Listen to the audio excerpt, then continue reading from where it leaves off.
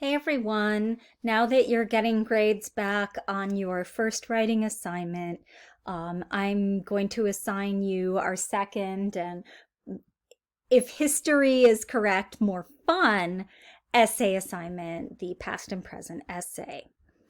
So why are you writing this essay? It's to help you understand some of the things that you're already thinking about. You know, people, when they read earlier texts, always want to compare them to what's happening now, either to find similarities or to see how big these gaps are in between the two. Those gaps are interesting in their own right. And so this is a place for you to do that. Often people like to say, well, if you're not making historically accurate claims, that doesn't have a place in academic writing. But in public facing academic writing, it does. And I will give you some examples of this. So following that, you'll have experience here in writing polished analytical prose with an eye to public readership. And you will have the chance to use your own expertise and your own creativity in writing you do for our class. That's very important to me that you're able to do that. So what are you going to write?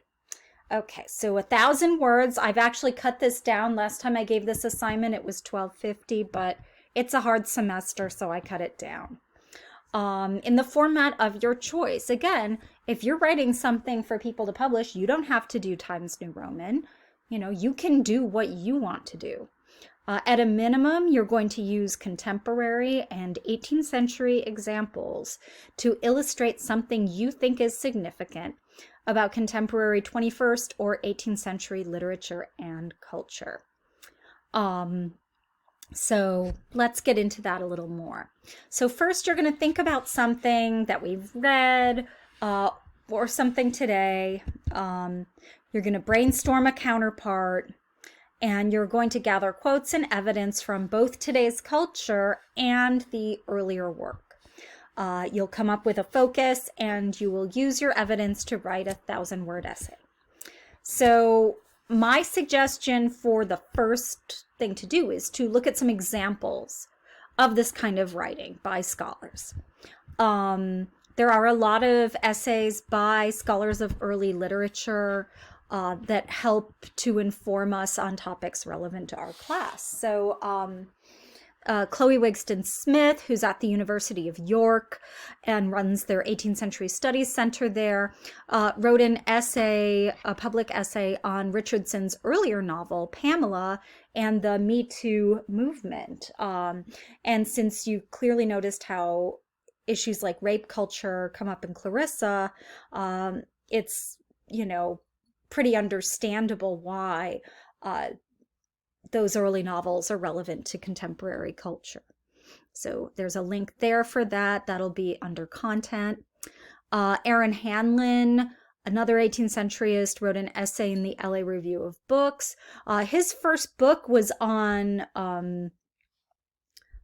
Quixote and 18th century works. So the fact that we read The Female Quixote, I figured we would look at this idea of what is quixotic in politics, and his kind of outward public-facing essay about that.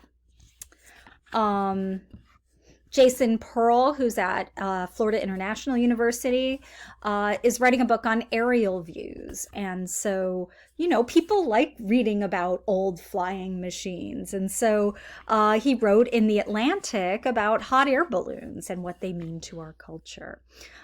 So there's a lot of great scholarship out there that looks at past and present. And if you are a writer, that's the kind of work you might be able to do someday.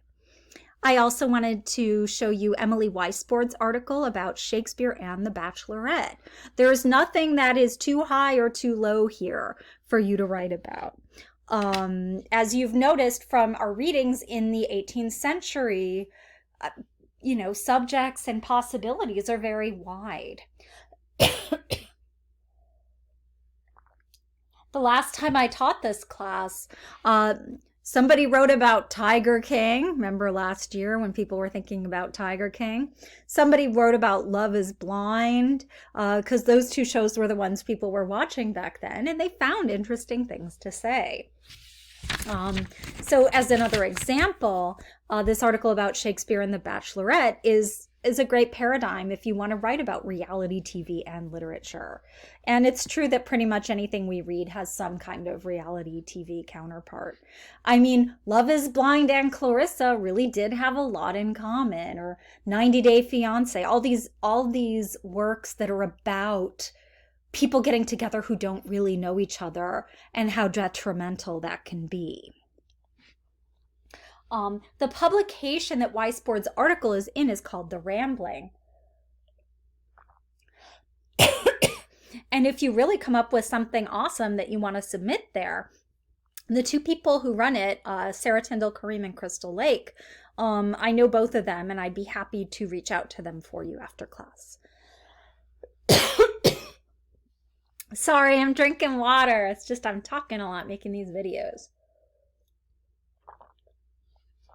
So here are my tips. Yuck. Okay. That's not a tip. All right. So number one, this is the great kind of writing assignment to show a friend.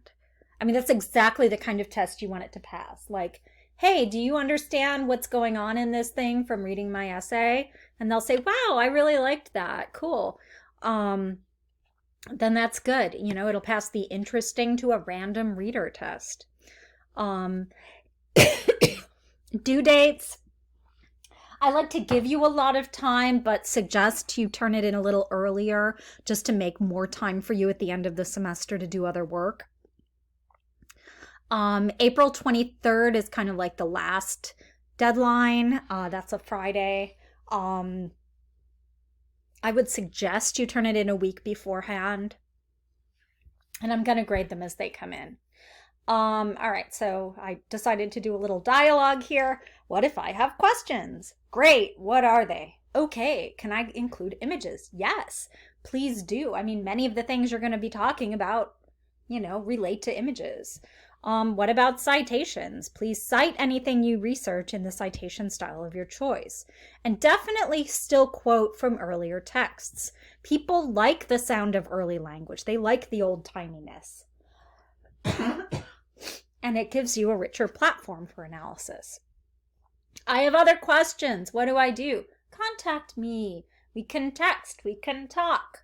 We can have an email. We can video chat, etc. All right, so I still can't get started. What do I do? All right, so think about what stays with you the most from this class and where you might see those connections in daily life. And this one I think is kind of a useful one. What if I still don't want to do this? You know, if you're angry on the internet, you're like halfway to this essay. You know, if somebody writes a blog where they say, you know what, it's useless to spend money to study 18th century literature. You know, you should be studying, I don't know, business only and no literature. You know, if you're responding, you think, you know what? No, this is relevant and I'm going to tell you why. You know, that's great motivation. Hopefully that has come across in at least something that you have read. So student enters late. Hey, do we have an essay due? Hey there. Yes, I have uploaded this document on CourseDen to help with questions. Take a look and let me know of any more questions.